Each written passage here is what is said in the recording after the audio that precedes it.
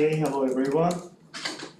I'm Kang-mi, and today I will introduce you the paper named Physics Constrained Real Differential Equation Models to Discover and Predict Microbial Community Dynamics.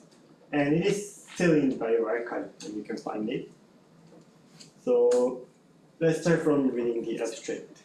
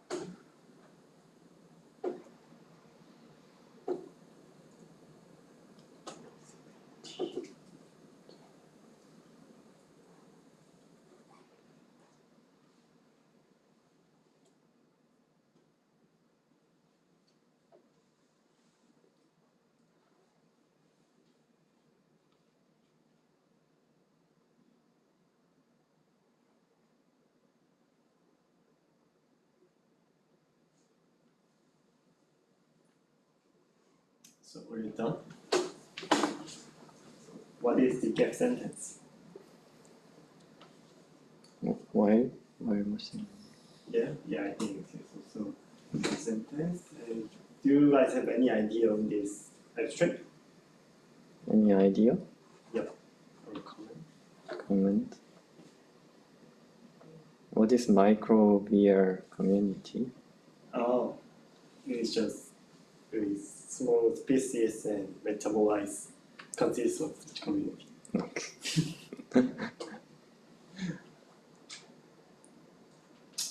If there is no any comments or idea, we will start.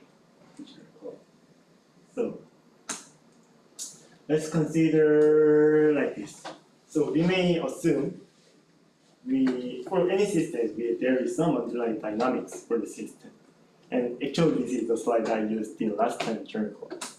And we make observation on the underlying dynamics and we get the data from that. So in order to connect the underlying dynamics and our data or observation, we will use some kind of model. For example, we can use prey-predator model for two interesting species.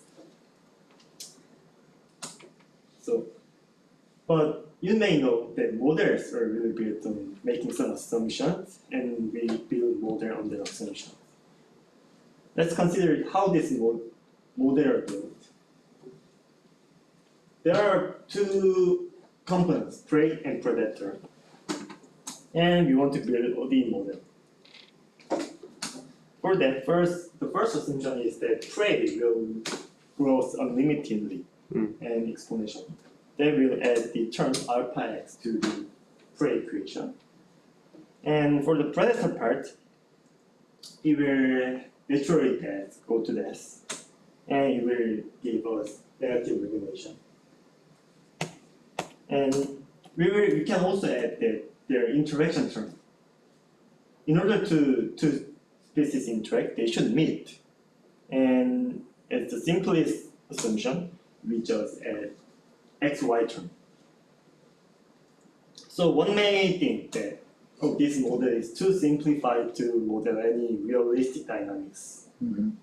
So in order to resolve the problem, we often add more assumptions. For example, the prey cannot grow infinitely. It is quite reasonable. So we add like this maximum capacity term in order to prevent it from unlimited growth. Or we can also add like the predator's intake is hill type, and we add some nonlinear term for their interaction. So anyway, we can add more assumptions, and we will finally obtain some kind of complicated model. So anyway, we have some model, and our goal is often explain our observed data. And it sometimes success and sometimes fail. What you do when you fail? We will maybe go back to the model and we will modify model assumptions, and we will repeat it until we success. It is really a kind of hard job.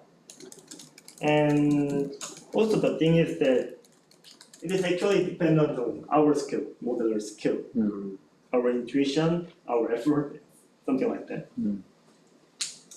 So, however, we can think like that. If the goal is to explain the given data, we can just reverse its direction. From explain, we can start from the data and we can determine our model. And for this context, we use neural network for building our model. And this is the so-called concept of neural ordinary differential equation. And I'm going to just briefly explain about how this neural ODE works. So basically, training of neural ODE minimizes the difference of observed data and predicted trajectory. Let's assume that we have these 3-point observation at T0, T1, and T2. And consider the time point delta T after T0. And there should be some value x T0 plus delta T. And how will you calculate that value? And we know the simplest approach is that some kind of orders method. Just use x T0 and add the term from the ODE, which is multiplied by delta T, just small step size. And the idea is really simple. Instead of that explicit ODE, we will replace that with our neural network term.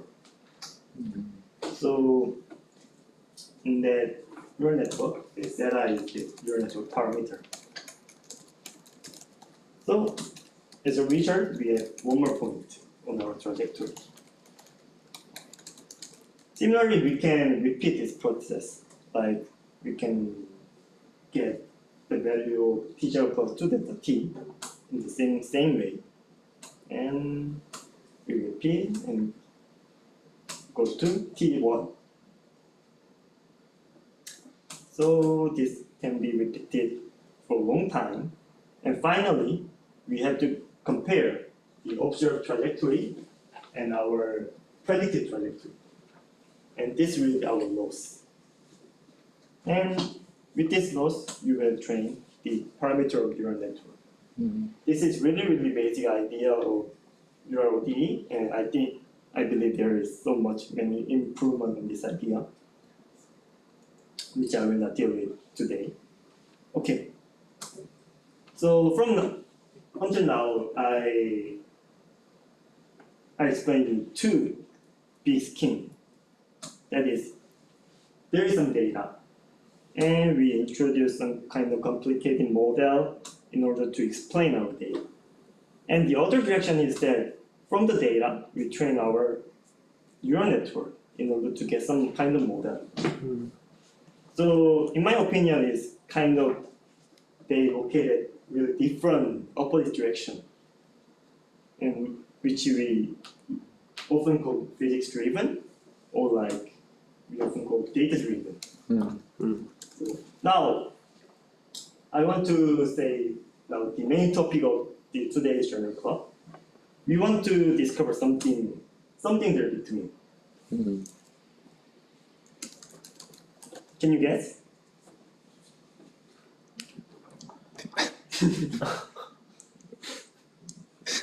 Yeah. Alright, proceed. So the idea is very simple. The first we will consider is some kind of adaptive model, which is let's start from the physics-driven model and simply add the neural network term. This is one idea. And the other idea is that multiplicative model.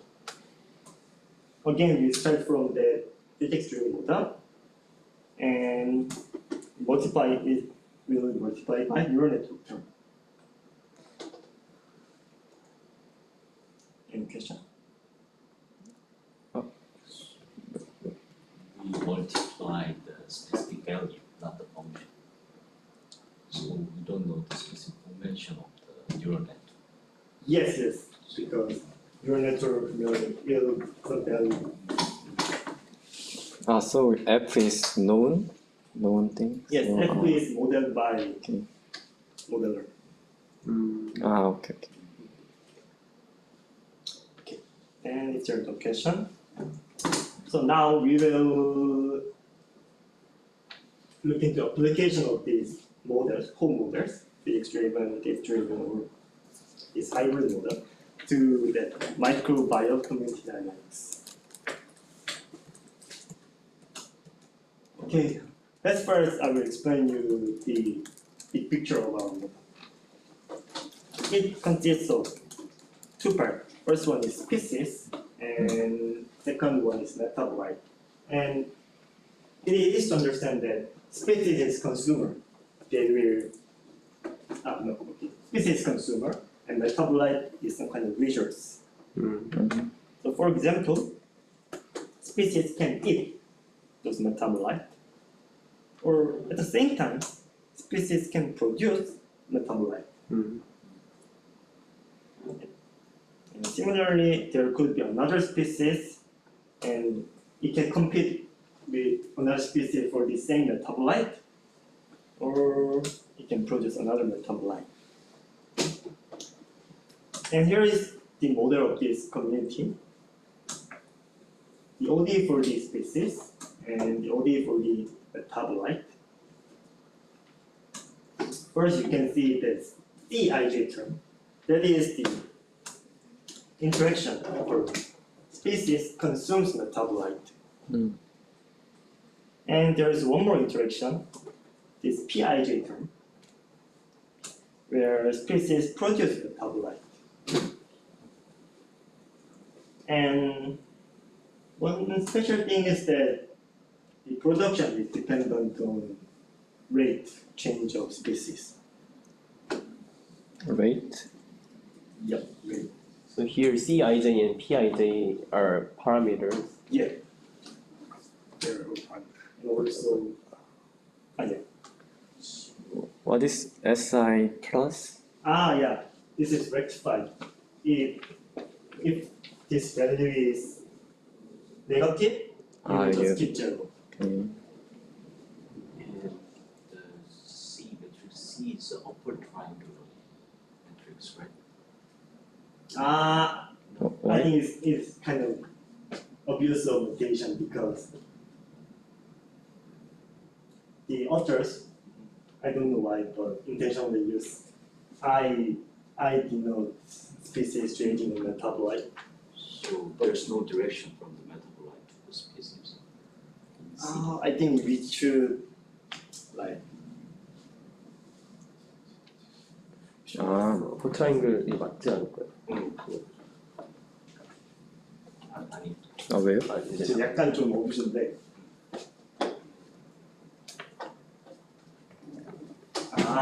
아니야 맞아. 무슨 말인지 오케이. 그래서 트라이앵글.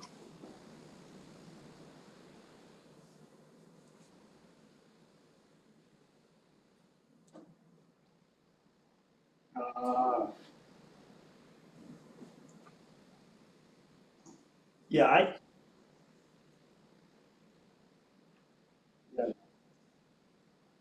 yeah, and I'm also not sure why they use, but it is only one variant of this model, and people also use just S, or some people use DT on DS.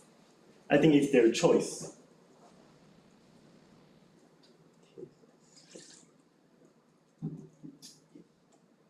Any question? And yeah. And for the last, there is just natural decay term for the species and metabolite. Okay, this is they call the consumer resource model, and it will be the physics-driven model that will be used throughout this journal code. Okay, let's start constructing the hybrid models from this model. So there is the physics-driven model I introduced previously, and we will show the other types of models. So for this paper, I don't know exactly why, but they picked the species model as the simple model, which is neural network multiplied by species. And they changed the metabolite model. For the multiplicative one, they multiply neural network here. And here the sigma is the function which make it the output of neural network to be positive. And also there is active model, metabolite term plus neural network. And finally, there is the purely neural network model.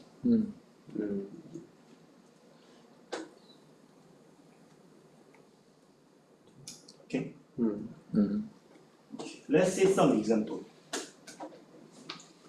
They try some experimental data, and here, this is their microbial community, and this community has two species called FP and DP, and they put three metabolite, and as a product, they produce the so-called hydrogen sulfide.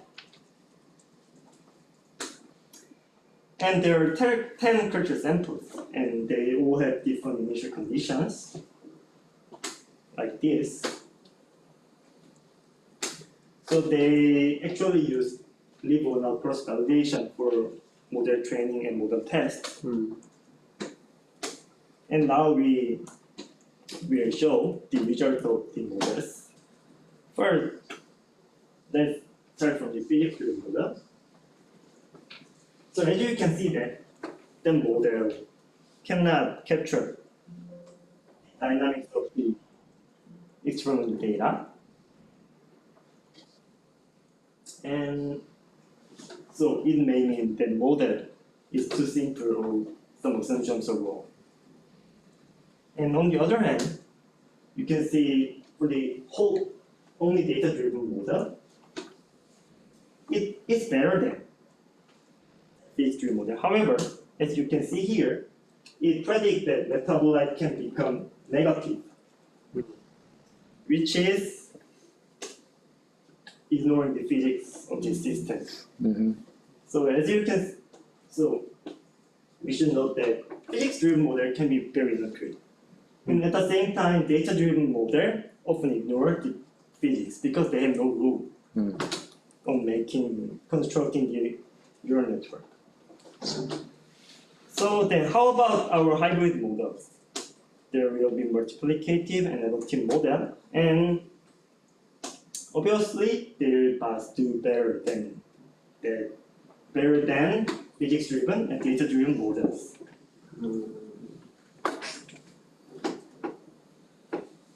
By mixing the physics and data, they show superior prediction performance.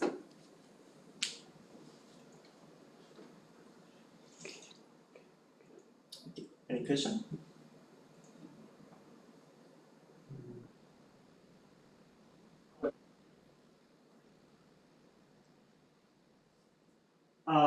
Actually, so yeah.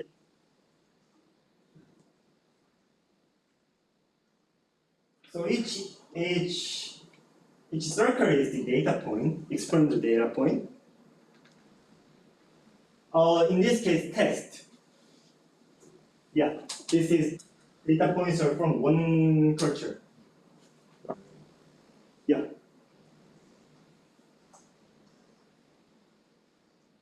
Yeah.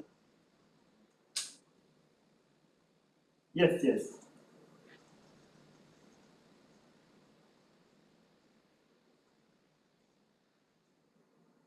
predicted line. Yeah.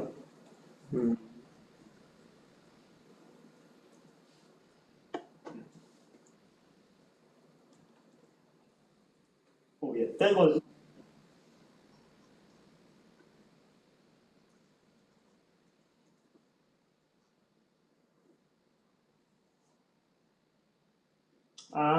Yeah.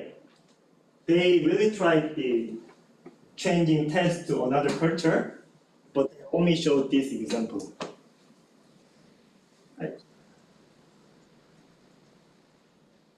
Yeah, they said like that. But the LTM model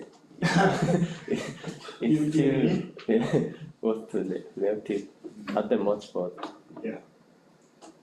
I think that is one weakness of this model. And that there was some good point, like they only provide them the initial point to predict this whole trajectory.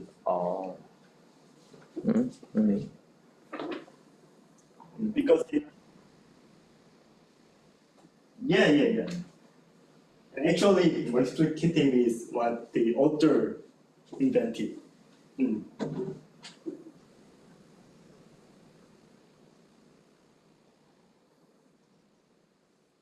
Yeah. Because it's not really restricted. So they show superior performance for these hybrid models. And now, yeah. Can I?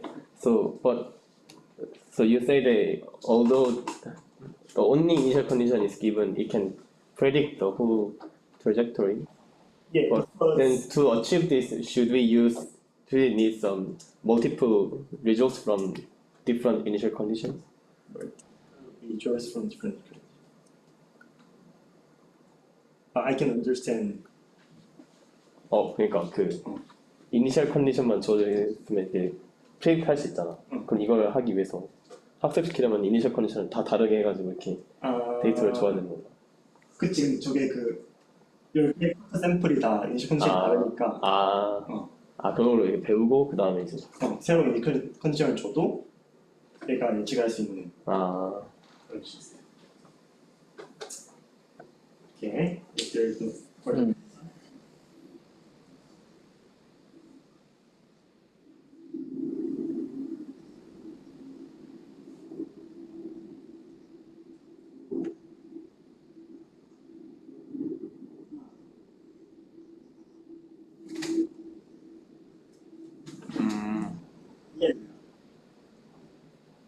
Yeah.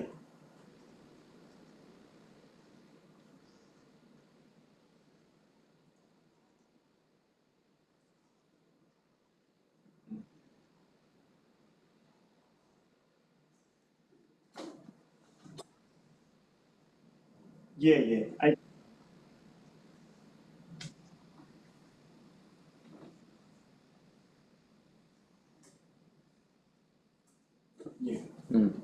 And that is the key point of this paper. So, okay, I will continue. So I introduced you these two opposite direction, and we can ask one more thing. We want to say which is right, this or this. That is, which one is closer to physics triangle? But I think you guys already know the answer.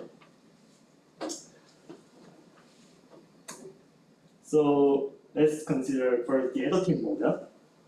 Additive model here, the two terms are really independent.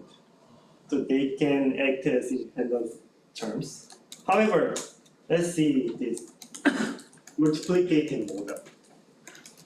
Just for simple demonstration, let's say the physics term somehow becomes shallow. And you will know neural network cannot contribute anything to our original differential equation. So the point is that the contribution of neural network is anyway constrained by our physics term. So that means we can say that multiplicative model is somewhat more closer to our physics model, and we can say it is more constrained by physical assumptions. And as you might know, we know the power of the physics constrained model, which is the interpolation. And I will give you just a simple demonstration. Let's say these 3 data points are given. And if you don't know anything, your model will look something like that, because it is the simplest. However, if you know there is some physical constraint, like it should oscillate with period of 2 pi, then your physics will let you know that the real trajectory should be look like that. So in this situation, if you're trying to do some kind of interpolation, the model and real physics will yield very different result. So, absence of physics, interpolation can be very misleading, and which is also applicable for the extrapolation. Extrapolation is not really here. Okay, let's see one more example. They tried another experimental data, and here they split train and test, but here only the 60-hour data point is used as a test, and this is what we imitate in the interpolation process. And again, let's look at the result. For the data-driven model, the ideal prediction should follow this diagonal line. However, as you see, this prediction is not very good. And for the adaptive model, it is somewhat improved, however, it still is not very good. But for the multiplicative model, as you expected, it's much better to on the prediction of interpolation.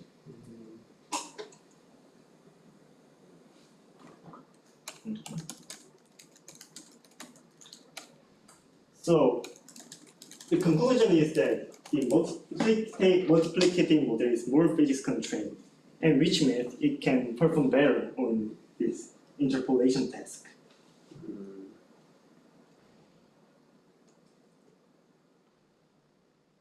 Yeah.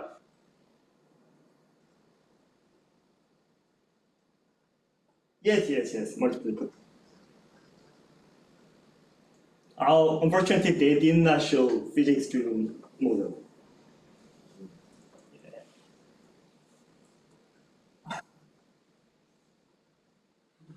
Yeah, it could be because it is still in the archive.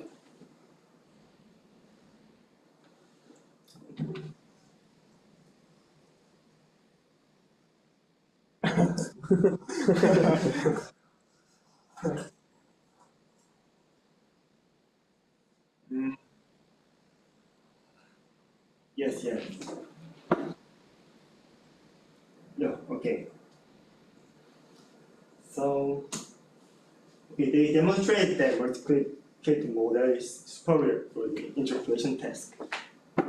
So actually, this is the last slide of today's presentation. And as a summary, we construct some kind of hybrid model by incorporating neural network into physics-driven model. And hybrid model can capture complex dynamics of biological network. And finally, we have seen that hybrid multiplicative model has stronger physical constraints, which lead to better performance on the interpolation task. Thanks for listening.